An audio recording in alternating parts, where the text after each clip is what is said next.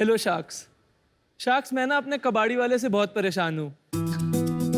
क्या आप भी ये सोच के परेशान होते हैं कि आपके कबाड़ी वाले का कांटा सही पॉइंट करेगा या गलत? उसके दिए हुए रेट्स मार्केट के हिसाब से सही होंगे भी या नहीं? क्या आपका कबाड़ी वाला आपके टाइम के हिसाब से आता है या अपने टाइम के हिसाब से? और तो और, एक रिस्पॉन्सिबल सिटीजन होने के नाते सबसे इम्पोर्टेंट ये कि आपका दिया हुआ कबाड़ सही से रिसाइकल होगा भी या नहीं। कबाड़ी वालों को ये नहीं पता होता कि उन्हें रोज काम मिलेगा या नहीं। कस्टमर्स कबाड़ देने के लिए बुला लेते हैं पर फिर खाली हाथ भेज देते हैं। तो शार्क्स, कस्टमर्स और कबाड़ी वालों को ये प्रॉब्लम्स इसलिए फेस करनी पड़ती हैं क्योंकि ये सेक्टर बहुत ही ज्यादा अनऑर्गेनाइज्ड और निग्लेक्टेड रहा है। और शार्क्स, आपको नहीं लगता कि अगर आजकल किराने वाला भी ऑनलाइन हो गया है तो कबाड़ी वाला क्यों नहीं हो सकता? तो इन सब परेशानियों को दूर करने के लिए शार्क्स, मैं आपके सामने आया हूँ। मेरा नाम है मुकुल और मैं दिल्ली से हूँ और मैं आपको मिलवाऊंगा एक मॉडर्न डे कबाड़ी वाला से जिसका नाम है स्क्रैप अंकल। ये कबाड़ी वाला आपके घर आवाजें मार के नहीं बल्कि स्क्रैप अंकल ऐप या वेबसाइट के जरिए आता है। ये एकदम ट्रेंड और वेरीफाइड एजेंट है जो आपके एड्रेस पे आके आपके स्क्रैप को 100% एक्यूरेसी के साथ वे करता है और आपको उसकी बेस्ट वैल्यू प्रोवाइड करता है। ये इतना रिस्पॉन्सिबल है कि उस कबाड़ को खुद ही रिसाइकलिंग के लिए भेज देता है और आप इसको अपने घर के लिए ही नहीं अपने ऑफिस या कंपनी का स्क्रैप देने के लिए भी बुला सकते हैं। शार्क्स, पिछले 2 सालों में स्क्रैप अंकल ने दिल्ली एनसीआर रीजन में 22,000 से ज्यादा पिकअप्स कंप्लीट किए हैं, जिससे हमने 14 लाख किलो से ज्यादा स्क्रैप रिसाइकलिंग के लिए भेजा है। हम स्क्रैप अंकल को इंडिया का सबसे बड़ा ऑनलाइन रिसाइकलिंग प्लेटफॉर्म बनाना चाहते हैं। इसके लिए मेरी आपसे आस्क है 60 लाख रुपए की अगेंस्ट 3% इक्विटी। तो sharks, will you join my hands to cut the crap with scrap uncle? Welcome Mukul to Shark Tank. Thank you. थोड़ा एजुकेशन बैकग्राउंड, ये आइडिया कैसे आया, वो भी कबाड़ी वाला, इतनी यंग एज में कोई सोचता नहीं है आप? तो सर, एक्चुअली मैं IIIT दिल्ली से मैंने बीटेक किया है और इससे पहले मेरा ड्रोन्स का स्टार्टअप था। ड्रोन से कबाड़ा? हाँ, तो मतलब बहुत ही नेक्स्ट लेवल फ्लिप है। तो वो एक तरह से एक एंटरप्रेन्योरियल प्रोजेक्ट था जिसमें हमें ग्रांट मिली थी लॉकहीड मार्टिन और टाटा ट्रस्ट से। और उसमें एक्चुअली हुआ ये कि मेरे को-फाउंडर्स भी मेरी एज के ही थे तो उन्हें मास्टर्स में इंटरेस्ट था ज़्यादा, तो वो भाग गए।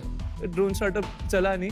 तो फिर हमेशा से स्क्रैप अंकल पे मेरी नज़र थी, मतलब आइडिया था मेरे मन में। तो मेरे को बचपन से रोबोटिक्स में इंटरेस्ट था और मेरे मामा एक स्क्रैप डीलर है, तो मैं उनकी जंकयार्ड में जाके इलेक्ट्रॉनिक कंपोनेंट्स ढूंढता था अपने प्रोजेक्ट्स के लिए, रोबोट्स के लिए, और बहुत देर बैठता था वहाँ पे। मेरे लिए तो वो जन्नत थी। ये लिंक मिला ना। फिर मेरे को थोड़ा आइडिया था कि सेक्टर कैसे चलता है।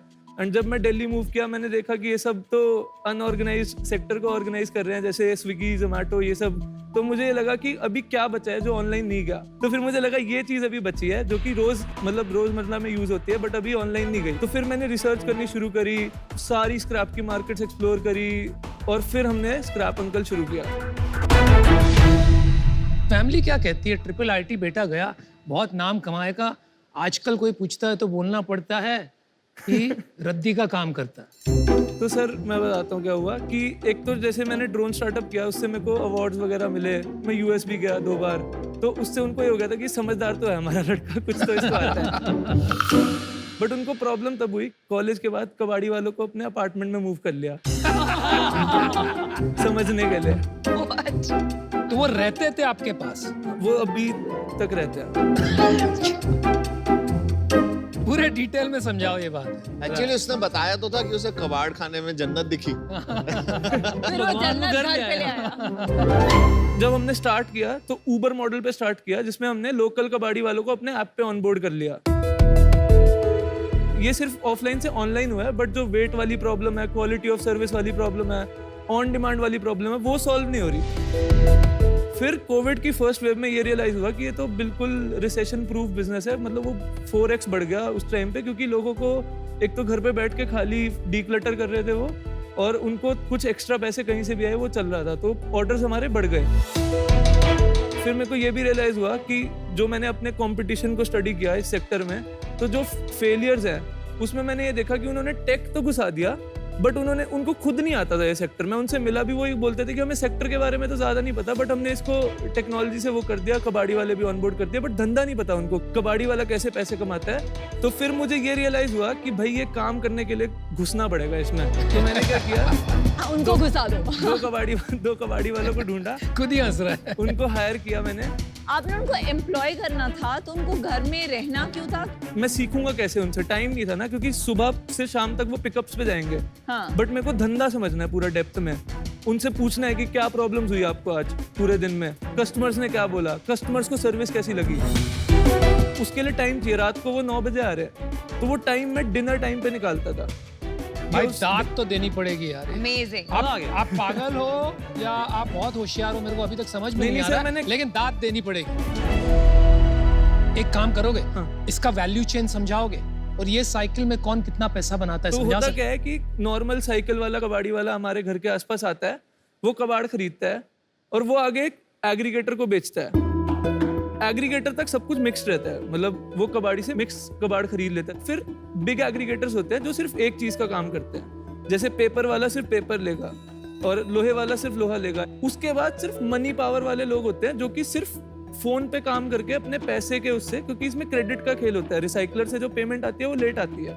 तो हम वो 2-3 प्लेयर्स को हटा रहे हैं जो कौन से 2-3? जो मनी पावर की वजह से बीच में थे। और उसके अलावा कुछ केसेस में अभी हम रिसाइकलर तक पहुंच पाए हैं डायरेक्टली। कौन सी केसेस में आप डायरेक्टली रिसाइकलर तक पहुंच पाए? आयरन और इलेक्ट्रॉनिक वेस्ट। तो वहां तो बहुत पैसे बनते होंगे। सर एवरेज की बात करें तो कस्टमर से लेकर रिसाइकलर तक 45% का है। 45%। हाँ, कस्टमर से लेकर वहां तक का। वाह। मुझे एक बात बताइए, ये जो कबाड़ी वाले थे, ये एक कबाड़ी वाला कितना कमाता था नॉर्मली? जो एक कबाड़ी वाला है वो नॉर्मली 30 से 35 हजार कमा लेता था पहले। बट अभी हमारे साथ जो कलेक्शन पार्टनर्स हैं वो 60 से 70 हजार रुपए महीने कमाते हैं। 60 से 70 हजार रुपए महीना? 60 से 70 हजार महीना। हाँ। आपके लोग ही सारे पिकअप कर रहे हैं, राइट? अभी क्या हुआ कि शुरू में जब हमारे लोग थे, फिर वो हमने डिसकंटिन्यू करके प्योर कलेक्शन पार्टनर्स बनाए, हाँ। जो कि मिनी ट्रक ओनर्स हैं, चाहे वो एग्जिस्टिंग कबाड़ी वाला हो चाहे ना हो। इंडिया में कितने कबाड़ी वाले हैं? आपका अंदाजा क्या होगा? मेरे को दिल्ली का आइडिया है, लगभग बताइए, 12,000 कबाड़ी वाले हैं। 12,000। हाँ, सारे 12,000 कबाड़ी वाले मिला के कितने करोड़ का माल खरीदते हैं? दिल्ली की अगर बात करें तो लगभग 2 बिलियन की मार्केट होगी। आप कह रहे हो 16,000 करोड़ रुपए का माल दिल्ली से उठता है साल का। लेकिन फिर भी देखने जाएं अगर मार्केट साइज के हिसाब से तो काम और बहुत बड़ा होना चाहिए था। बिल्कुल ऐसा क्या रिस्ट्रिक्शन है? सर, एक तो मतलब बूटस्ट्रैप था और मतलब कोई भी एक नया खर्चा बढ़ाते हुए ना बहुत डर लगता था, वो मेंटालिटी की वजह से। हमारा वर्किंग कैपिटल में भी बहुत सारा पैसा फंसा होता है। उसके अलावा शुरू में व्हीकल्स भी खरीदे थे हमने। और आपने ये जो वर्किंग कैपिटल वाली प्रॉब्लम है, हाँ। क्रेडिट नहीं मिलता, वो कैसे सॉल्व किया? आपने पापा से पैसे लिए या कैसे? नहीं, उसके लिए हमें कोलंबिया यूनिवर्सिटी से ग्रांट मिली थी। वो 23 लाख के आसपास थी। वो प्योर ग्रांट है, कोई इक्विटी नहीं दिया आपने? नहीं, 23 लाख प्लस जीएसटी वो ग्रांट थी। बट ये जो आजकल बहुत सारी कंपनीज हैं, आजकल गवर्नमेंट भी बेटर थोड़ा ऑर्गेनाइज कर रही है इन सबको, और बहुत सारी कंपनीज स्क्रैप में आई हैं, स्क्रैप ट्रेडिंग में। वो क्या करते हैं? तो जो गवर्नमेंट और जो कंपनीज आ रही है उनका फोकस है सारा प्लास्टिक्स, बट कस्टमर को वन स्टॉप सॉल्यूशन चाहिए। वो ये नहीं कि सिर्फ प्लास्टिक के लिए किसी को बुला लेगा, ई वेस्ट के लिए अलग को बुला लेगा, उसको सिंगल बंदा चाहिए। और ऐसे ही चलता आ रहा है हमारी कंट्री में जो सप्लाई चेन है। इसका कबाड़ी वाला आता है, सब कुछ ले जाता है। 25 साल की उम्र में आपकी जो क्लैरिटी है, आपको क्या करना है और आपका जो थिंकिंग है, बहुत सॉलिड है। Thank you. और ह्यूमिलिटी, कि आपको उनसे इतना सीखना है। ऐसा नहीं कि आपको सब आता है। अच्छी बात ये है कि आपने एक ऐसा जॉब जो कबाड़ी वाले का, तो उसको एक इज्जत या औहदा दिया है। यार ये बड़े हमें पता क्यों नहीं है लोगों को स्क्रैप अंकल के बारे में? हम तो दिल्ली से आए हैं, हमें तो कुछ आइडिया ही नहीं है ऐसी चीजों का। हमने फुल टाइम जो स्टार्ट किया है वो अगस्त 2020 से किया है, और ज्यादा जो मेरा टाइम इसमें गया है ना, वो समझने में, सीखने में गया है चीजें। यार मेरे को ना कोई इंटरेस्ट नहीं आ रहा अभी तक। मेरे को जल्दी से बता दो कि आप कुछ सेल करते हो, नहीं करते हो? हाँ, तो पैसे अभी कमाते हो? हाँ, अभी हमारा मंथली लगभग 27.5 लाख का है, और 20-21 में हमारा 35 लाख का था रेवेन्यू, और 21-22 में लगभग 1.48 करोड़ का था, और इस साल लगभग will be hitting 6 crore. 27.5 lakh का जो आपने रेवेन्यू बताया, इसमें कोई कॉर्पोरेट है या सारा B2C है? जो 10% रेवेन्यू है वो B2B है। कितने कस्टमर B2C में हम लोग मिले हैं जिनसे कबाड़ा खरीदा? लगभग 1950। इन 2000 कस्टमर ने आपको कैसे ढूंढा कि आप एग्जिस्ट करते हो? आधे तो पेड चैनल्स के थ्रू आए हैं। कितना जैसे है कस्टमर एक्विजिशन कॉस्ट यहाँ पर, एक कस्टमर को एक्वायर? 110 रुपए। 110 रुपए। बाकी के जो है हमारा रिटेंशन रेट है लगभग 40 से 50% का। 50% का रिटेंशन रेट है 4 महीने की साइकिल में। एक बार यूनिट इकोनॉमिक्स समझा दो। 27.5 लाख कमाए अपन ने, हाँ, कहाँ खर्चा किया, क्या प्रॉफिट घर में आया? 20% मार्जिन जो है वो गया पार्टनर की जेब में, 27 लाख का 20%। तो 4-5 लाख गया पार्टनर की जेब हाँ। में और बाकी 15 लाख गया कस्टमर को। हाँ। ये करेक्ट है? बिल्कुल। अब 7 लाख बचा, अब आगे बता दो कोई खर्चा बचा, मार्केटिंग का बता रहे थे इसके बाद आप। मार्केटिंग में 1.25 लाख लगा। 1.25 लाख मार्केटिंग, उसके अलावा लगभग 3.25 लाख की हमारी सैलरी टीम की। उसके अलावा जो हमारा कलेक्शन सेंटर है तो उनके जो सैलरी है वो लगभग 1.5 लाख के आसपास। तो यार सारे पैसे तो गए, 27 लाख में से 0 बचा आपके पास। हाँ, अभी नो तो प्रॉफिट। आप कैसे बोल रहे थे कि आपको बचता है घर में? नहीं, मैंने बोला था कि 25% का हमारा ग्रॉस मार्जिन है। हम भी हमारा नो प्रॉफिट नो लॉस पे चल रहा है। आज हम 27 लाख का धंधा कर रहे हैं, बट जब हम 1 करोड़ का धंधा करेंगे तो जो हमारे खर्चे हैं वो उतने नहीं बढ़े होंगे। चल ठीक है, मैंने अपना डिसीजन बना लिया, मैं बता दूं। मैंने जिंदगी में नहीं सोचा था कि कबाड़ से भी बिजनेस इतना अच्छा बन सकता है। जब आप आए थे ना, मैंने सोचा यार क्या बिजनेस है, मतलब मेरे को तो समझ नहीं आ रहा था हो क्या रहा है। मैं आज समझ गया हूँ कि इसका भी बिजनेस बन सकता है। और आप बहुत ऑनेस्ट आदमी हो, मतलब इतनी सच्चाई से सब कुछ बताना, कुछ डरना नहीं कि दुनिया क्या सोचेगी, बहुत सही करा। बट मेरे को लगता है कि इस बिजनेस में भी बहुत काम करना पड़ेगा। ऑपरेशनली आपके लिए बहुत चैलेंजेस आने वाले हैं। बिल्कुल। और मैं अभी इससे आउट होना चाहता हूँ, but hats off to your determination. Thank you. तो मैं आपको बताता हूँ कि अभी जैसे 27 लाख है नहीं, वो तो थोड़ा भाई तुम कमाल के बंदे हो, तो मानना पड़ेगा। 27 लाख का तो था बिजनेस, ठीक है, तो उसमें 7 लाख बचे। बट जब 1 करोड़ का होगा तब भी तो वो 25% बचेगा ना। और वो 1 करोड़ होने में टाइम नहीं है अभी, ज्यादा कोई बड़ा नंबर नहीं है। मान गया, बिल्कुल मान गया। तो जो 25 लाख बचेगा तब हमारा जो ये खर्चा है ना फिक्स्ड कॉस्ट 3 लाख वाला, ये 3 लाख से 5 लाख हो गया होगा या 6 लाख हो गया होगा। बिल्कुल सही बात है। तो वो बचा हुआ मार्जिन आएगा ना हमारे पास। 1 करोड़ छोड़िए, चलिए आपने 10 करोड़ का धंधा करने लगे आप महीने का। हाँ। आपको कहाँ लगता है कहाँ जाके आपकी मार्जिन बनेगी? क्योंकि मुझे ये लग रहा है कि जैसे जैसे आप काम बढ़ाओगे आपके कॉर्पोरेट कॉस्ट बहुत बढ़ जाएंगे। दूसरी बात, कंपटीशन बढ़ जाएगा, उससे आपका कस्टमर एक्विजिशन कॉस्ट बढ़ेगा, जो रिपीट आज है इस कारण है कि कंपटीशन नहीं। ठीक है, तो ये दो प्रॉब्लम आप कैसे सॉल्व करोगे? एक प्लेयर है ही नहीं इसके लिए काफी, इसमें आएंगे 2-3 प्लेयर और वो दोनों तीनों प्लेयर बहुत बड़े हो जाएंगे। इतनी सारी मेट्रो सिटीज हैं, इतना सारा स्क्रैप है कि वो और बढ़ना है। मुझे नहीं पता कि ये हर सिटी में एक ऐसा स्क्रैप अंकल किंग बनेगा या आप अकेले पैन इंडिया एक बड़ा बिजनेस बना पाओगे। पर मुझे लगता है आप काफी पैशनेट एंड बहुत क्लैरिटी वाले इंसान हैं। मुझे उस पे बेट करना है, तो मैं आपको ऑफर करती हूँ 30 lakhs in equity for 5% of the business, which is 6 crore का वैल्यूएशन। एंड उसके अलावा जो आपका वर्किंग कैपिटल है तो 30 lakhs in debt at 12% interest. I am absolutely fascinated by you. बहुत कम ऐसे एंटरप्रेन्योर्स आते हैं जो इतना दिल को छू जाते हैं। पर ऑनेस्टली मैं बता रही हूँ कि मुझे दिख नहीं रहा है मैं कहाँ वैल्यू ऐड कर पाऊंगी, and for that reason I am out. मेरे कार स्क्रैपिंग है एक बिजनेस जो काफी बड़ा हो रहा है, ये आपका ही एक एक्सटेंशन बनेगा। इसमें है सरकार का रेट, अभी शुरू किया, अभी रिसेंटली हमने एक बहुत बड़े व्हीकल अरे वाह। स्क्रैपर के साथ बहुत टाई अप बढ़िया। किया है। तो ये जो है हमारी इंडस्ट्री का सबसे बड़ा इंपॉर्टेंट मोमेंट है, जहाँ पर 10 साल 15 साल की गाड़ियाँ स्क्रैप होने बिल्कुल, वाली हैं। बिल्कुल। उसी का ही वॉल्यूम इतना ज्यादा होने वाला है, बिलियन ऑफ डॉलर्स तो वही आने वाली हैं गाड़ियाँ जो स्क्रैप होना मैंडेटरी है बाय लॉ। ऑफर कर रहे हो कि नहीं कर रहे हो? ऑफर में दूंगा विनीता, आपसे बेटर ऑफर ही देंगे, तभी तो वो सुन रहे हैं। मैं कोई डेट वेट में बिलीव नहीं करता, क्योंकि मुझे लगता है कि आपका वर्किंग कैपिटल का रिक्वायरमेंट है। 60 लाख रुपए मैं आपको पूरा अपफ्रंट इक्विटी में देना चाहता हूँ। कितने % इक्विटी में? मैं बता रहा हूँ, अभी बता रहा हूँ, अभी बता रहा हूँ, बिल्कुल बता रहा हूँ। आप लाइफ में कभी 1 मिनट नहीं लेते ना सेलिब्रेट करने के लिए, आप सीधा। तो अभी मैं 60 लाख आपको दे रहा हूँ, मैचिंग विनीता's ऑफर ऑफ 6 करोड़, 10% चाहिए मेरे को, और आप काउंटर दे सकते हो मेरे को। चलो मैंने 8%। कोई ज्ञान व्यान नहीं देना है मेरे को। 60 लाख रुपया। बिडिंग वॉर, बिडिंग एक वॉर। एक सेकंड रुको, मैं अपना ऑफर रिवाइज कर रहा हूँ। 7% लेऊंगा मैं, 60 लाख 7%। अनुपम से बेटर। मैं आपको 6% 60 लाख 6%। जल्दी बताओ यार, टाइम निकला जाए। तो अब मैं आपको फिर से बताता हूँ, जब तक मैं खत्म होऊंगा ऑफर फिर से रिवाइज हो जाएंगे। एक ऑफर है 60 लाख 7%, अनुपम का ऑफर है 60 लाख 6%, विनीता अभी चुपचाप सांस ले रही है। देखो मेरा लास्ट एंड फाइनल ऑफर है 60 लाख 5%, 5%। आपने बहुत ज्यादा टाइम लगा दिया, मैं आउट हूँ इससे। मुझे नहीं करनी है डील। देखिए ये बिजनेस जो है ये बहुत ऑपरेशनली हैवी है। दूसरी बात ये है आपका फ्रीक्वेंसी ऑफ परचेज बहुत छोटा है, तो महीने में एक बार, 2 महीने में एक बार। तो जब भी ये होता है तो ब्रांड लॉयल्टी बहुत मुश्किल हो जाती है। आपने तो बोला वो- था आप ज्ञान नहीं दोगे। मैं भी यही बोलने वाला था। मैंने क्या, मैंने ऑफर दिया है, ज्ञान नहीं दूंगा। अभी ऑफर वापस ले रहा हूँ तो आपको ज्ञान दूंगा। आप बंदे लाजवाब हो, आपको दिल से सलाम, जो काम आपने किया है। आई एम आउट। बहुत बढ़िया। डील पक्की सर। Super business. वाह वाह वाह, very nice, very nice, very nice. Keep rocking, बहुत बढ़िया लगा ऐसे ground. Thank you, Mukul. Thank you, you are really cool dude. Thank you so much.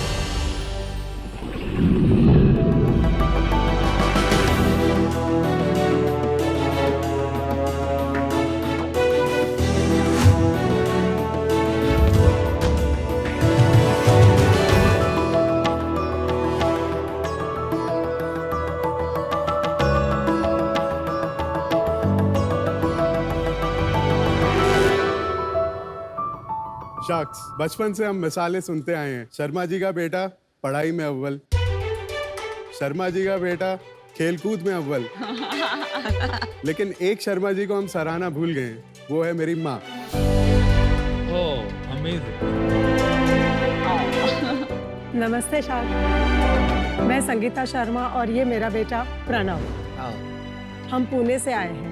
अरे वाह, पुणे। हर माँ की तरह मेरा भी एक कंसर्न है कि मेरा परिवार स्वस्थ रहे, मेरे बच्चे हेल्दी खाना खाए, और इसीलिए मेरे घर में शुरू से ही चक्की का ही आटा आता था। बट एक दिन ऐसा हुआ, क्योंकि मैं नौकरी करती थी, बिजी थी, मेरे घर में चक्की का आटा नहीं आ पाया और कुछ बारिश हो गई। अब उस दिन हमने मजबूरी में पैकेट का आटा लाया, उसकी रोटियां बनाई, खाई तो सही, मगर वो मज़ा नहीं आया और ना वो क्वालिटी उस आटे में दिखाई दी। तब मैंने सोचा कि मेरी तरह हो सकता है और भी कोई मेरी ऐसी बहनें होंगी जिनको यह प्रॉब्लम होती हो। तब मैंने डिसाइड किया कि मैं एक अपनी आटे की चक्की शुरू करूं, और मैंने अपनी टाउनशिप में एक आटे की चक्की शुरू की।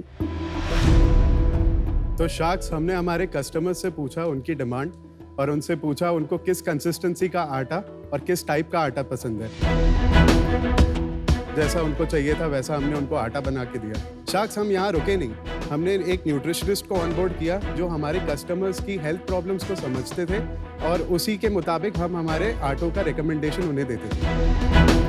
और यही करते करते आज हमारे पुणे में 4000 कस्टमर्स हैं, और हमारे प्रोडक्ट्स पुणे की काफ़ी लीडिंग स्टोर्स में, आप जानती भी होंगी, दोराबजीज में भी हमारे प्रोडक्ट्स आज अवेलेबल हैं। तो शख्स हमारा विजन ये है कि ये करते करते हमने 40 प्रकार के आटे तो बना लिए, अब इसको हम पुणे में नहीं बल्कि पूरे भारतवर्ष में दिखाना चाहते हैं। तो शार्क, हमारी आस्क है 40 लाख रुपए 10% इक्विटी से। तो क्या आप तैयार हैं भारतवर्ष के साथ भरपेट भरोसा बांटने के लिए? और कोई जब आपसे पूछे कि कौन से चक्की का आटा खाते हो, तो आपसे जवाब आना चाहिए शर्मा जी का आटा। शर्मा जी का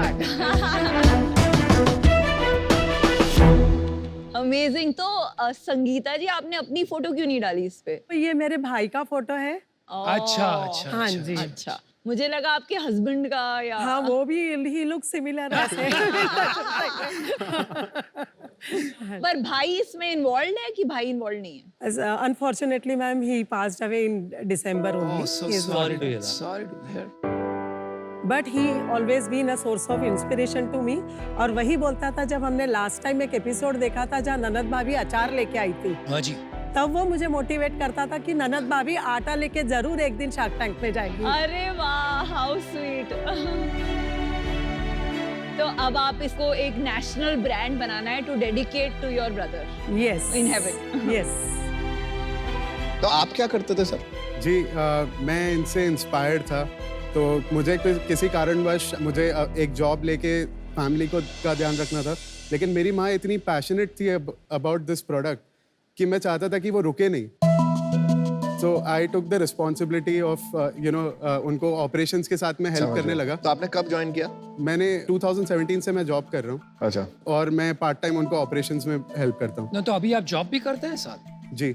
आपने चक्की का आटा पीसना शुरू किया क्योंकि आपको शौक था, एक तरह से जरूरत नहीं थी? नहीं, शौक भी था और जरूरत भी थी. आपको खुद को अपने घर के लिए जरूरत थी? हाँ जी. तो आपने घर पे लाके नहीं रखी चक्की? नहीं, घर पे लाके एफिशिएंसी नहीं होती है ना छोटी मशीन्स में. अगर मुझे कमर्शियली करना है, हाँ. अगर बड़ी मशीन्स होगी तो एफिशिएंसी अच्छी होगी और स्टोन क्रशिंग होगा तो उसकी क्वालिटी, टेस्ट और आटे का जो टेक्सचर है जो स्टोन क्रशिंग में आता है वो उस मशीन में नहीं आता. आपने दो बात कही. एक आपने कही कि जरूरत थी, दूसरी बात कही आपने कमर्शियली. हाँ. अगर मुझे करना है तो कहीं ना कहीं आपकी कहानी में मुझे लग रहा है कि आपको ये काम कोई जरूरत के कारण करना पड़ा या कि कोई और बात थी. तो 2016 में मेरा छोटा बेटा जो है इसका मेजर इंटेस्टाइनल सर्जरी हुई और एक ही वीक के अंदर में मेरे हस्बैंड को मैसिव कार्डियक अरेस्ट पड़ा और दोनों भी फेटल कंडीशंस थे. और उसमें मेरी पूरी सेविंग और जो भी मैं यहाँ से निकाल रही थी सब हॉस्पिटल में चला गया. मेरा कम से कम 2 साल में 40 लाख से ऊपर का पैसा मेरा पूरा मेडिकेशन में चला गया. और इस प्रोसेस में हम सब ठीक भी हो गए. अरे वेरी गुड. बट हस्बैंड का हार्ट 25% ही पंप करता है. तो उनको फिर मैंने कोरोना से पहले ही आई आस्क्ड हिम कि आप जॉब छोड़ दीजिए, हमारा ही काम है, हम और बढ़ाएंगे, आप थोड़ा डिलीवरी और इसके अंदर ध्यान दीजिए, मैं मार्केटिंग में देखती हूँ. बहुत बहादुरी का काम है संगीता जी जो आपने किया है, कमाल है. बहुत ही हार्ट टचिंग स्टोरी है. मतलब कमाल की आर्थिक परिस्थितियों से आपने निकाला है पूरे परिवार को. Hats off. Thank you so much. और एक चीज और बताऊंगी सर, जी. मैंने मार्केटिंग में पैसा नहीं खर्च किया. मैं हर जगह चाहती थी कि जहां से मेरा पैसा बचे मैं बचाऊं. तो मैंने जितने फेसबुक के जो फ्री ग्रुप्स है, कम से कम 1000 ग्रुप्स है. क्या बात है. आज भी मेरी रूटीन है सुबह 4 बजे से 6 बजे तक मैं उन ग्रुप्स में अपना मैसेज फॉरवर्ड करती हूँ, पोस्ट करती हूँ फेसबुक पे. मुझे पता है 6 बजे से उठ के अगर कोई नोटिफिकेशन देखेगा, अरे आज आटा खत्म हो गया है, अरे वाह. ये जरूर याद आएगा. और ये होता है. हम इतना ज्ञान देते हैं मार्केटिंग का, इसको बोलते हैं मार्केटिंग. कस्टमर को समझना, हाँ जी, लगा देना अपने आप को वो काम पे, दैट्स मार्केटिंग, राइट? फंडामेंटल. हाँ जी. लोग मतलब रिटेंशन, रिप्लेनिशमेंट, रिमाइंडर जैसे टेक्निकल करते हैं, बट आपने बेसिकली फर्स्ट प्रिंसिपल से सोच के ये सब खुद किया. और इसमें भी जब डिलीवरी की बात थी, डिलीवरी बॉयज को देने मुझे पैसा था भी नहीं. और बाद में मुझे समझ में आया कि अगर मैं किसी और के थ्रू जाऊंगी तो लोग मुझे नहीं जानेंगे. तो वो जो जिस बेटे की मेरे सर्जरी हुई है उसको मैं कार में आगे बैठाती थी और उसको कुछ भी कोल्ड ड्रिंक या कुछ भी उसके हाथ में दे दिया और गाड़ी में बैठ के अपनी डिक्की ये रख लेती थी बैग्स. और लोगों ने इतना कोऑपरेट किया मुझे, मैम आप ऊपर मत आइए, हम खुद नीचे आ जाएंगे. तो लोग नीचे आते थे, मेरी डिक्की में से अपने अपने आटे के बैग लेके जाते थे.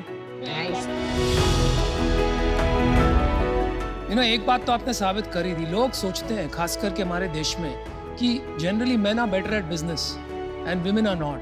और मैं समझता हूँ कि औरत इसलिए आप नहीं बोलते हो क्योंकि वो या तो करना नहीं चाहती है या उसे अपॉर्चुनिटी नहीं मिली. आपके ऊपर बीती तो आपने जो कमाल करके दिखाया है उससे तो मतलब बहुत बड़ा उदाहरण है. तो और एक जो होता है ना bread earner of the family, yes. तो यहाँ you are literally the bread earner of the family. Yes I am. यहाँ भी behind every successful woman there is a man. Progressive man. 40 SKUs क्यों? 40 SKUs है और ज्यादा है. आगे जाके हमारा ये SKU नैरो हो जाएगा जब हमको एक जेनेरिक टेस्ट पता चल जाएगा कि ये वाला ज्यादा चलता है. कौन से ज्यादा बिक रहा है? ज्यादा जैसे शरबती व्हीट अपना ज्यादा से ज्यादा 70% बिकता है. शरबती व्हीट, शरबती, हाँ, गेहूं का. फिर उसके बाद नेक्स्ट? उसके बाद अपना मल्टीग्रेन, जवारी, बाजरा. आप जरा प्रोडक्ट्स दिखा देंगे हमको ताकि समझ में आ जाएगा आप क्या क्या बेचते हैं. हाँ जी.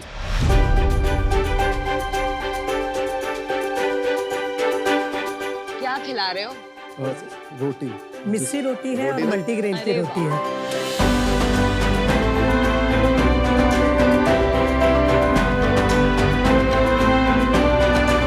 ये वैसे फर्क बताना तो मुश्किल है कि नॉर्मल आटे में इसमें. आपके कस्टमर आपसे लेते हैं क्योंकि टेस्ट बेटर है कि कुछ ऐसा इंग्रेडिएंट, प्रिजर्वेटिव आप नहीं डालते हैं? डिफरेंट प्रिजर्वेटिव तो हम बिल्कुल भी नहीं डालते हैं. बहुत बढ़िया है. सेल्स की बात करते हैं, बताइए। इन्होंने लेट 2019 में ये ब्रांड एस्टैब्लिश किया। मार्च 20 से मार्च 21 वाले ईयर में इन्होंने 12 लाख सेल्स में की। उसके अगले साल इन्होंने 27 लाख किया सेल में। 21-22 में यस, एंड इस साल we are projected to do 40 lakh. तो 40 लाख में से आपको क्या लगता है घर में कितने बचेंगे इस साल? प्रॉफिट कितना होगा? सो हमारा ग्रोस मार्जिन इज 63% हाँ जी। And our net margin is 38%। तो आपके पास मतलब इसमें 15 लाख रुपए घर में बच जाएंगे? जी। और फिर हमारा जो लोकल ग्राइंडिंग है इस वक्त, क्योंकि हमारे लिए पॉसिबल है, 2 मशीन्स अलग है जिसमें लोग अपने ग्रेन्स लेकर आते हैं, उससे हमारा महीने का 80 to 90,000 का रेवेन्यू अलग से निकल आता तो है। वो तो सारा ही प्रॉफिट हो गया। जी। हाँ, आपका पर केजी रेट और नॉर्मल आटे का इसमें क्या अंतर रहता है प्राइस में? जैसे हमारा अगर 295 kgs का है तो इनका 275 हो। तो मार्जिन 10% आपका ज्यादा। हाँ जी। तो अभी आपका कितना बिजनेस ये कम्युनिटी के थ्रू आता है और कितना बिजनेस ऑनलाइन D2C है? 20% इनका वेबसाइट से आता है। हाँ, 25% इनको व्हाट्सएप पे लोग पर्सनली। जो पुराने कस्टमर्स हैं जो। हाँ, 15% रिटेल स्टोर्स पे जाता है। 15% other e commerce websites like Amazon and local players, there are a few Pune में उनके पास। और 5% जो है ये इनके वेंडर्स, जो ये लोकल जो अचार और चाय और इनके कोल्ड प्रेस्ड ऑयल जो इनके वेबसाइट पे जो मार्केट प्लेस पे जो लिस्ट किया उसमें से आता है। और 20% हमारी आउटलेट से भी जाता है। तो आप शाख से क्या चाहते हैं? आपसे पैसों से ज्यादा मुझे मॉडर्न जो ट्रेड के जो तरीके हैं ये सीखने हैं। देखिए, मुझे लगता है कि कोई बड़ी बात नहीं है इसको 10-15 लाख रुपए ले जाने में हर मंथ। आपको ज्यादा कैपिटल की भी जरूरत है। तो मैं समझता हूँ कि ये बिजनेस में आपको इन्वेस्टमेंट नहीं लेना चाहिए, क्योंकि इन्वेस्टमेंट के साथ बहुत सारी प्रॉब्लम्स भी आती है साथ में, क्योंकि आपको 10 गुना, 20 गुना, 30 गुना वापस रिटर्न करने पड़ेंगे वो इन्वेस्टर को। और वो इन्वेस्टर चाहेगा आप एक तरह से इस काम को करो। मुझे साफ लग रहा है कि आप समझ गई हैं इस काम को, आप एक तरह से करना चाहती हैं और आप ज्यादा इंटरफेरेंस टॉलरेट भी नहीं करेंगी और करना भी नहीं चाहिए। इस वजह से मैं आज आउट हूँ, लेकिन मेरी एडवाइस आप मानिए तो काफी एक्सेलरेटर हैं जो आपको मॉडर्न मार्केटिंग समझा देंगे by taking only a percentage of your revenue, और I am happy to introduce you to them and support you in any way, but मुझे नहीं लगता आपको इन्वेस्टमेंट लेनी चाहिए, ना कि मेरे से, किसी से। बाकी आपके ऊपर है। All the best. मैं अनुपम जी से सहमत हूँ। क्या दिस पॉइंट आपने इन्वेस्टमेंट नहीं लेना चाहिए? गो सोलो, बिजनेस एक हद तक बिल्ड कीजिए, आप प्रॉफिटेबल है, राइट? अनुपम जैसे आपको एक्सेलरेटर से इंट्रोड्यूस करेंगे, वैसे मेरे भी मॉडर्न रिटेल में बहुत कनेक्ट्स है और मैं तो पुणे की हूँ। हाँ जी। तो I am happy to meet you and give you all my networks, but ये इन्वेस्टेबल एट दिस पॉइंट मुझे नहीं लगता है, and so I am out. आप एक्चुअली बहुत लोगों को इंस्पायर करने वाले हो इंडिया में। मुझे लगता है कि मैं ऐसे कॉजेज में बहुत ज़्यादा इंटरेस्टेड भी रहता हूँ, मैं सपोर्ट भी करना चाहता हूँ। बिजनेस बहुत बड़ा हो पाएगा नहीं हो पाएगा उसका डाउट है, I will be very Frank. इसमें कुछ स्ट्रैटेजिक पिवट ढूंढना पड़ेगा अपने को मिलके कि किस तरीके से कहाँ पर हाई मार्जिन कैटेगरीज अवेलेबल हैं, वो ढूंढ लेंगे। मेरा ऑफर है आपको 40 लाख का, पूरा आपका डिमांड था, मैं 40 लाख ही देना चाहूँगा पूरा। 20 lakh in equity, 20 lakh in debt, 12% पे नॉर्मल, और जो 20 लाख मैं आपको दे रहा हूँ उसके अगेंस्ट में 25% इक्विटी चाहूँगा, क्योंकि ये बहुत ही ज़्यादा अर्ली स्टेज बिजनेस है, इसको मिलके बड़ा बनाएंगे। आउट जो बोल रहे हैं उन्होंने तो ऑफर भी नहीं किया। इसीलिए तो नहीं किया, दर्द होता है। हाँ तो दर्द ले लो आप। वेरी सार्की डील बोलते हैं ऐसे हम, सार्की डील। मैं भी आपको ऑफर देती हूँ, मैं आपकी मदद कर सकती हूँ टाई अप करने में, Amazon फ्रेश, इंस्टामार्ट, ये सारी जो आपकी डिलीवरी कॉस्ट को रीजनेबल बना देते हैं। तो इसको end of course packaging improve करके इसको एक ब्रांड विद अ स्टोरी, और आपकी स्टोरी बहुत सॉलिड है, आपकी स्टोरी, आपके भाई को डेडिकेटेड जो कहानी है वो बहुत सॉलिड है। बट अमित ने जो बोला वो सही बात है कि वैल्यूएशन तो होता है आपके करंट स्केल पे, तो बहुत मुश्किल है वैल्यूएशन को इवन 1 करोड़ से ज़्यादा इस बिजनेस के लिए देना। तो मैं आपको ऑफर करती हूँ 20 lakh for 20% and 20 lakhs in debt over and above that at 12% interest rate. मैं वेट कर रहा था कि आपको कोई और ऑफर नहीं देगा तो मैं दे दूंगा, क्योंकि आपको सपोर्ट की जरूरत है और मुझे लगता है आपका यहाँ पे विनीता आपके लिए अच्छी पार्टनर होगी।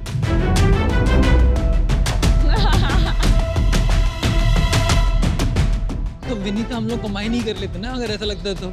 यू नो अभी आपके पास अच्छे ऑफर्स हैं तो अभी मैं आउट हूँ and best of luck.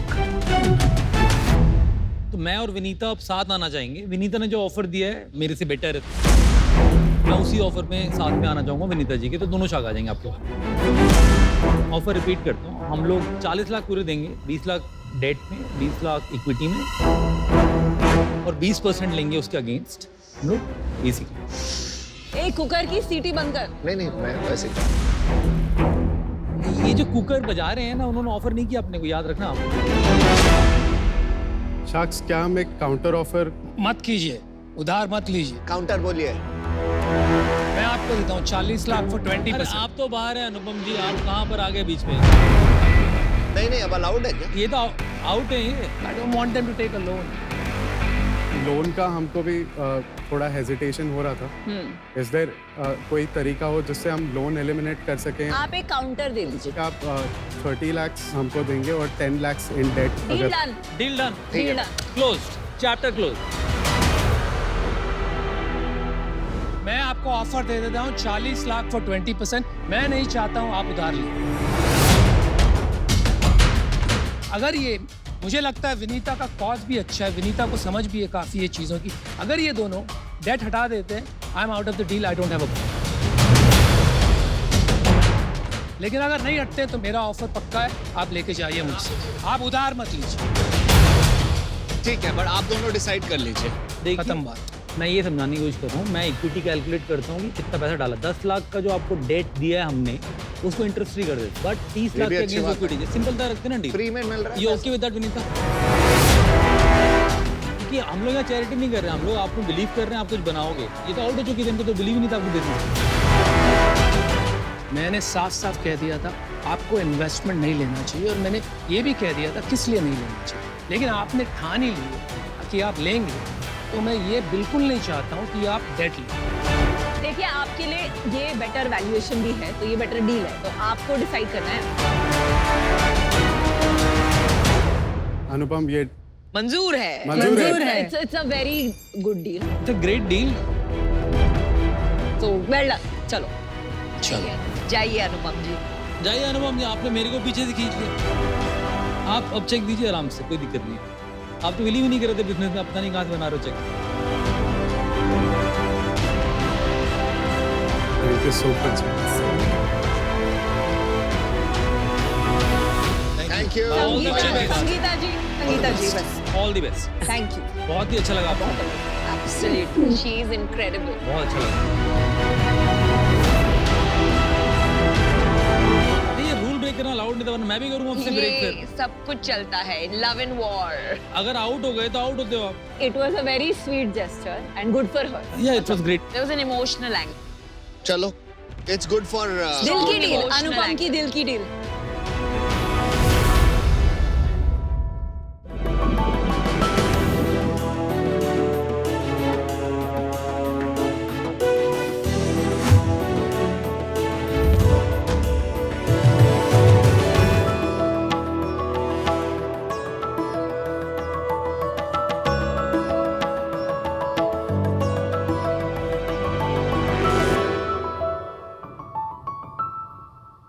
Hi sacks, कैसे लग रहे हैं मेरे बाल? अच्छे हैं ना? लेकिन ये हमेशा से ऐसे नहीं थे। बचपन से मेरे कर्ली बाल मैनेज करना मेरे लिए बहुत बड़ी स्ट्रगल थी। नूडल्स, चुड़ैल, झाड़ू, ऐसे मजाक तो आम थे। So, इससे मेरा कॉन्फिडेंस बहुत कम हो गया था। मेरी भी जर्नी कुछ ऐसी ही थी, इसलिए मैं सैलून जाके मेरे बाल को स्ट्रेटन कराती थी। और क्या हो गया, मेरे बाल बहुत ड्राई और डैमेज्ड हो गए थे और हेयर फॉल भी हुआ था। शाक्स, ये सिर्फ हमारी प्रॉब्लम नहीं है। दुनिया में 60% लोगों के बाल कर्ली, वेवी और कॉइली हैं। लेकिन या उन्हें अपने एक्चुअल हेयर टाइप पता ही नहीं है, और जिन्हें पता है उन्हें उसे मैनेज करना नहीं आता। फाइनली जब हमने हमारे कर्ली बालों को एम्ब्रेस किया, तो इंडिया में कर्ली हेयर प्रोडक्ट्स अवेलेबल नहीं थे। हमें यूएस, यूके से इंपोर्ट करवाना पड़ता था, जो बहुत एक्सपेंसिव होता था। हमें ये इंटरनेशनल क्वालिटी इंडिया में अवेलेबल करना था, इसलिए हमने शुरू की मेंटेन की। हाय शार्क्स, मेरा नाम हिंशरा है, मैं 25 साल की हूँ और मैं कोचिन केरला से हूँ। हाय शार्क्स, मेरा नाम युबा है, मैं 36 साल की हूँ और मैं मुंबई से हूँ। और हम लाए हैं maintain.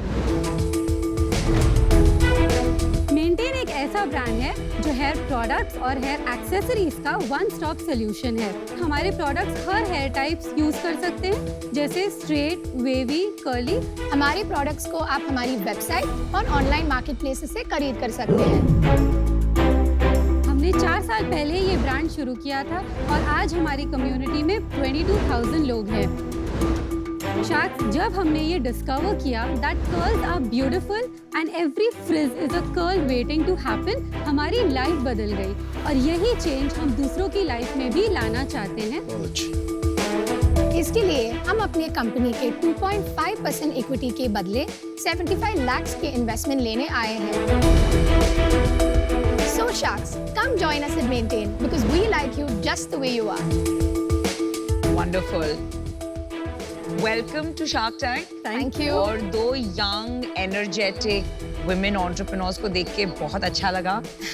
I love your color coordinated outfits and I love your curly hair. Thank you. You're looking gorgeous. Thank you so much. आपने बताया कि आपका काफी मजाक उड़ाते थे, तो at what point आपको वो लगा कि I want to enjoy my curls? ये ट्रिगर पॉइंट कब हुआ दोनों के लिए? 2016-17 में हमने ये कर्ली गर्ल मेथड डिस्कवर किया, जो एक स्टाइलिस्ट ने बुक लिखी हुई है, कर्ली गर्ल मेथड इस बुक का नाम है।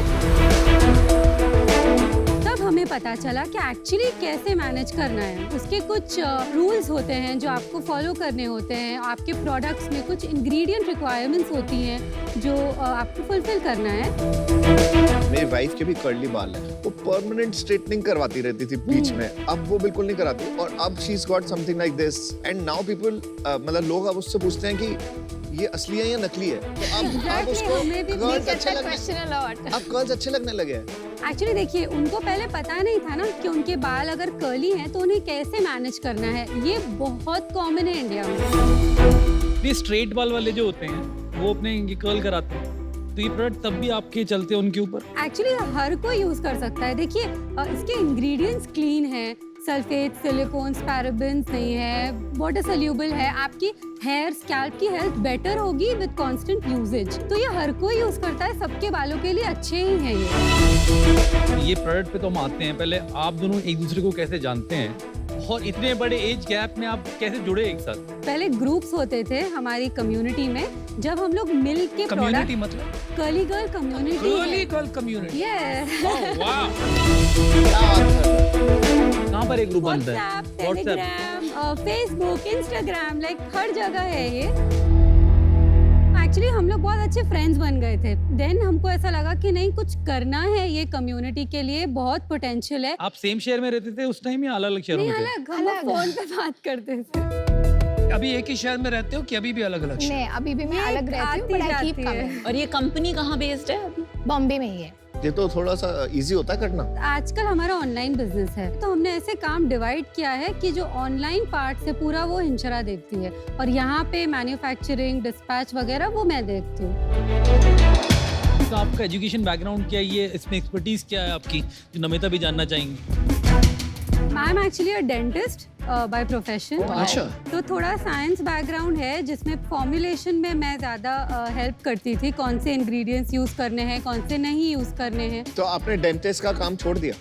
नहीं, मैं अभी क्लिनिक सिर्फ शाम में 2 घंटे के लिए जाती हूँ, 6 to 8। ये आपकी खुद की क्लिनिक है? जी, मेरी खुद की है। अच्छा, और आप? पर मैं एक बिजनेस बैकग्राउंड से हूँ। मैंने बीकॉम किया था, उसके बाद मैंने डेलॉयट में ऑडिट असिस्टेंट काम किया था और उसी टाइम मैंने मेंटेन शुरुआत की। बट अभी आप कहीं काम नहीं कर रहे? अभी एक पर्सनल लॉस हुआ था कोविड के टाइम पे, सो इसलिए मैं फैमिली बिजनेस में थोड़ा मदद कर रही हूँ, बट अदरवाइज मेंटेन में ही फुल टाइम। तो ये कितनी बड़ी मार्केट हो सकती है? इकोनॉमिक टाइम्स पे एक आर्टिकल आया था 2018 पे that this is actually a 200 crore industry और 6% के ग्रोथ हो रहे हैं हर साल, और अभी एक 250 to 300 करोड़ का इंडस्ट्री है curly hair industry only in India. तो ये तो छोटा है ना? छोटी मार्केट है थोड़ी सी। ये गलत, मतलब ये Actually है जो मुझे- अभी खरीद रहे हैं। हाँ। आपको ऐसे बोलना चाहिए कि जो हेयर प्रोडक्ट है वो 15,000 करोड़ की मार्केट है। ठीक है। उसमें अगर आधे लोग ये करेंगे और लड़कियां ले लो फिर भी, तो मतलब पोटेंशियल तो 5-6 हजार करोड़ की मार्केट है। Can I show the products you want Yeah, to see? yeah. This is ठीक the है। best selling product, conditioner. Okay, I'll just check these two. Yeah.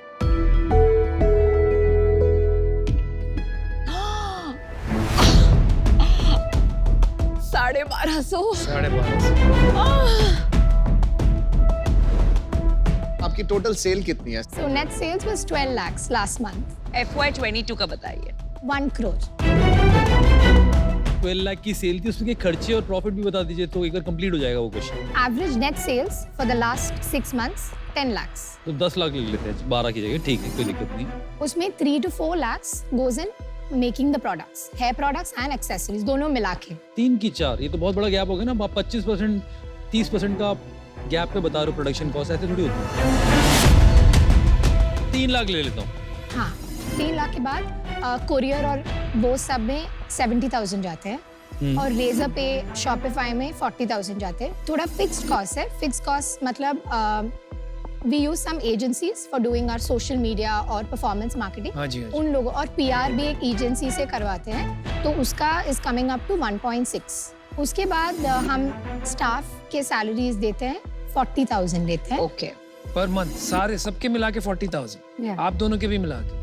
और एम्प्लॉइज कितने हैं? 2 है।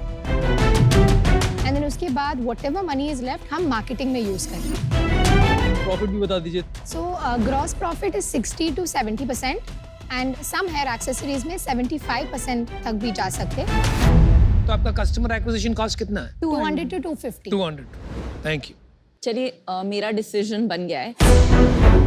आई थिंक फर्स्टली ये जो प्राइस पॉइंट है ये 12.5 से 1650 वाला, या अगर 800-1000 भी ले लो। मैंने बाकी ब्रांड से बात की है जो ऐसे स्पेशलाइज्ड हेयर प्रोडक्ट रखती है, उनको 500-600 रुपए के प्रोडक्ट बेचने में भी बहुत मुश्किल होता है ऑनलाइन।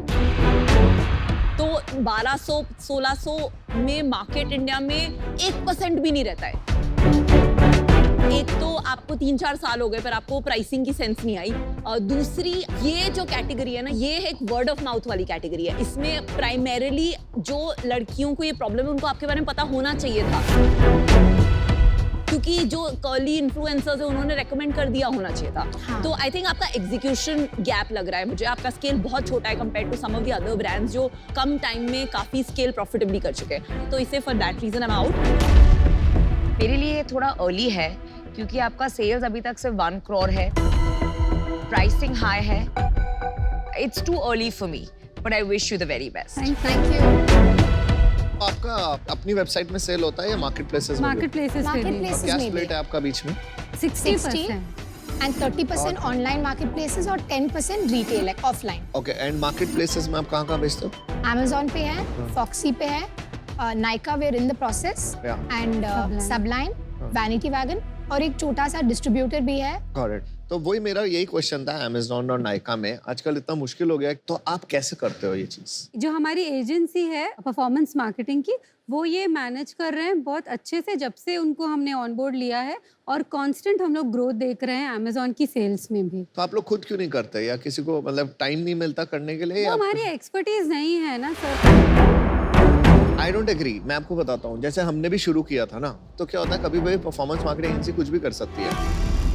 आपको खुद भी तो पता होना चाहिए, क्योंकि आप उनको जब रन करोगे तो you should also know what they are doing so that you can. Yeah we are constantly like talking to them full day. हां, बहुत छोटी एजेंसी है। देखिए, मेरा भी डिसीजन बन गया। मैं आपको बताता हूँ, मुझे बहुत इंटरेस्ट था कैटेगरी में, प्रोडक्ट में भी। प्रॉब्लम यह है कि मास प्रीमियम ब्रांड बनाने के लिए एक मार्केटिंग इंस्टिंक्ट की जरूरत होती है, और वो मुझे आज नहीं दिख रही है। Based on the way you have packaged and priced your product. For that reason, I'm out. Good luck. Thank you. सबसे पहले मैं आपको कैंडिडली बोलना चाहूँगा कि मेरे को लगता है कि आपको सच्चाई सुनने की ज़रूरत है। ये ब्रांडिंग बहुत ही बेकार है मेरे व्यू में। आपका जो प्रोडक्ट अगर ऐसे रखा है तो केवल मेंटेन पढ़ सकता हूँ, ऐसे रखा है तो उसको क्लीन पढ़ सकता हूँ, आप शेल्फ पे जब रखोगे प्रोडक्ट क्या पढ़वाना चाहोगे? इसमें कोई वैल्यू प्रोपोजिशन कस्टमर नहीं बढ़ सकता। लेकिन आपने पूरी पिच मेरे को बताई in depth around curly hair और उसकी मेंटेनेंस। सारे प्रोडक्ट देख लिए मैंने, एक पे भी नहीं लिखा हुआ ये कर्ली हेयर के लिए बना है। आपको कहीं ना कहीं वो वैल्यू प्रोपोजिशन निकाल के लानी चाहिए। लास्ट पॉइंट, मुझे लगता है कि आप लोग क्या इसको टाइम पास कर रहे हो। 4 साल तक आप अपनी दूसरी इनकम सोर्सेज और इधर उधर फोकस कर रहे हो। फाउंडर कमिटमेंट मेरे को कम लग रहा है। नहीं, बट टाइम पास थोड़ा हार्श वर्ड नहीं है अमित? हाँ, हार्श है, and I want to be harsh because that is how it should be. Founder को अपनी सारी चीजें एक जगह डालनी पड़ती है एक नाव में, 10 नाव पे सवार नहीं हो सकता फाउंडर। मैं तो ये बोलूँगा कि आप लोग को साथ में एक शहर में आओ, पहले साथ में कल्चर बनती है और फिर एक आता है जुनून साथ, फिर नई चीजें सोचते हैं। लास्टली आई थिंक इसमें बहुत डिजिटल मार्केटिंग का रोल रहेगा, उसके अंदर खुद का पिकअप करना बहुत क्रिटिकल रहेगा मेरे व्यू में। आज मैं आउट होना चाहूंगा, but I wish you all the best. Thank you. Why fear when Aman is here? मुझे लगता है कि आप टाइम पास तो नहीं कर रहे। मैंने भी जब अपना बिजनेस स्टार्ट किया था, मेरे पास पैसे नहीं थे। मैंने 2-3 ब्रांड्स के लिए कंसल्टिंग की थी, जिससे मेरा घर चलता था। तो बहुत बारी एंटरप्रेन्योर को कुछ और भी करना पड़ता है टू मेक दैट ग्रो। मन 4 साल के लिए थोड़ी करना पड़ता भाई। होता है यार, जब तक वो स्केल ना है तब तक तो कर सकते हैं ना। 4 साल? Are you serious? नजरिया है, अलग शहर में रह सकते हो, कोई प्रॉब्लम नहीं। मेरे साथ भी हमने इतनी बड़ी कंपनी बनाई है, टच वुड, अभी तक सही चल रही है। जमाना ही वो हो गया यार वर्क फ्रॉम होम का, so I don't agree to that. आपने प्रोडक्ट ठीक बना दिया, आप लोग पैशनेट एंटरप्रेन्योर्स हो, बट आपको एक बंदा चाहिए जो धंधा कर सके। आपको लगता है ये बात? हाँ लगता है। हाँ। तो मैं आपको एक ऑफर देता हूँ, कंडीशनल ऑफर। बेस्ड ऑन आप एक सीएमओ रखोगे जो कि ये संभालेगा, क्योंकि जैसे सबने बोला कि थोड़ी पैकेजिंग इश्यूज हैं, हाँ है, ब्रांड वाइब्स देनी हाँ है, थोड़ा परफॉर्मेंस मार्केटिंग के ऊपर ध्यान देना है, वो करना पड़ेगा, थोड़ा AMS और नाइका एड्स कैसे चलते हैं वो समझना पड़ेगा। तो ये सारे काम एक सीएमओ एज अ को-फाउंडर, मैं आपकी हेल्प करूंगा चूज करने में, तो आपको एक सीएमओ रखना पड़ेगा इसके। तो आपको ऑफर मैं देता हूँ 75 लाख का और 10%। ग्रेट ऑफर, बहुत अच्छा ऑफर है यार। बहुत अच्छा ऑफर है। कैन वी से बात कर सकते हैं जिससे दैट? हाँ हाँ, you say that, we heard it, you can go. So sweet. मुझे ना तुम्हें पीटने का मन हो रहा है। लेबल मत लगाओ यार। We can do a counter. Time pass है तभी तो लॉन्च नहीं किया है अमन, समझ मेरी बात। देख यार, अगर ऐसे ही एंटरप्रेन्योर्स हैं जिनको मेरे को सपोर्ट करना अच्छा लगता है, प्रोडक्ट अगर अच्छा है, प्रोडक्ट अगर दाम है, ऐसे लोगों को तो 10 लगा लाख जो रियल में है, उसमें तो टिक मुझे जाए। लगता है ऐसे लोगों को सपोर्ट नहीं करूंगा तो मैं मुझे किसे तो नहीं लगा करूंगा? बिल्कुल depth. Girls, what are you thinking? 7 times sales. Can we counter you? Yeah, please. With 75 for 7.5? मेरे को लगता है कि it is a fair valuation for you. आजकल जितना रेवेन्यू मल्टीपल मिल रहा है उससे ज्यादा है, और 10% से ज्यादा मैं आपका लेना भी नहीं चाहता, क्योंकि मुझे लगता है जो आपका को फाउंडर या सीएमओ जो भी आएगा ना, उसको भी थोड़े से इक्विटी देनी है। मुझे ना आप लोग बहुत अच्छे लग रहे हैं, और मेरे को यही चीज अच्छी लगती है, क्योंकि वैल्यूएशन का नहीं पता, आइडिया नहीं होता क्या हो रहा है। That is the only help with which I am coming, because I can feel you don't know a lot of things and I can guide you. That's it.